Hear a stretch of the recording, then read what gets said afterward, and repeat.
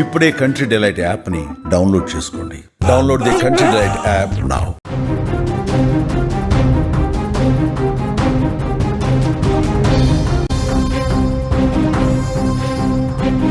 ఇవాళ భారత్లో పాక్షిక సూర్యగ్రహణం.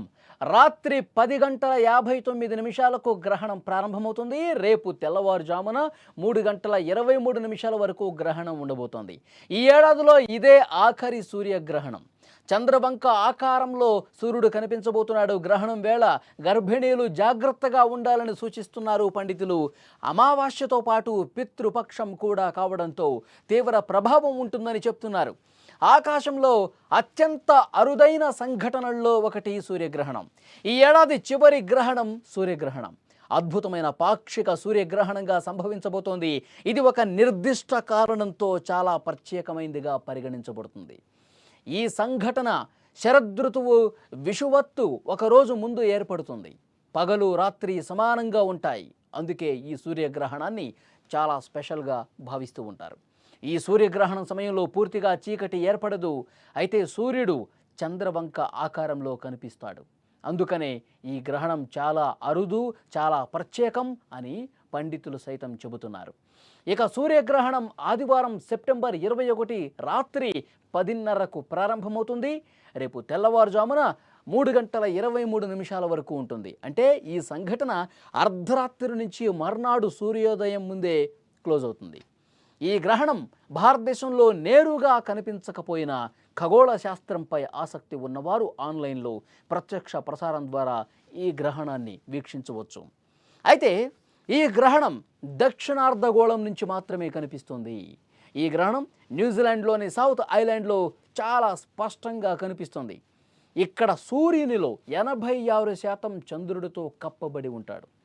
స్టీవర్ట్ ద్వీపం, క్రైస్ట్ చర్చ్కు చెందిన ప్రజలు సూర్యగ్రహణం అద్భుతమైనటువంటి దృశ్యాన్ని చూస్తారు.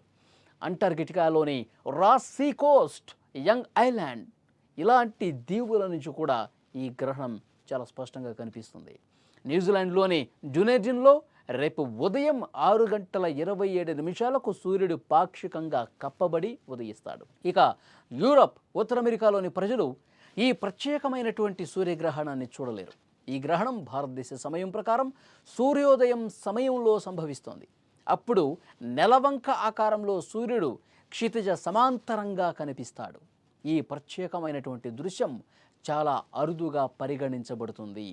ఎందుకంటే గ్రహణం సూర్యోదయం ఒకేసారి సంభవించటం అనేది అత్యంత అరుదుగా సంభవిస్తుంది. ఈ ఘటన శరదృతువు విషువత్తుకు ముందు సంభవిస్తుంది కనుక ఈ గ్రహణ ప్రాముఖ్యత మరింత పెరుగుతుందని చెప్పాలి. ఇక ఈ సూర్యగ్రహణం కాలంలో గర్భిణీలు కొన్ని నియమాలు తప్పకుండా పాటించాలి అని నిపుణులు చెప్తా ఉన్నారు. ముఖ్యంగా ఈ సమయంలో మధ్యాహ్నం ఆహారం తీసుకోవటం మంచిది కాదు అని పండితులు సూచిస్తున్నారు. వంటగదిలో ఎక్కువసేపు వండటం కానీ, వంట పనులు చేయటం కానీ, కత్తులు లేదా సూదులు వంటి పదునైన వస్తువులను వాడటం కానీ చేయకూడదు. ఇలాంటి వాటికి దూరంగా ఉండాలి అని చెప్తున్నారు.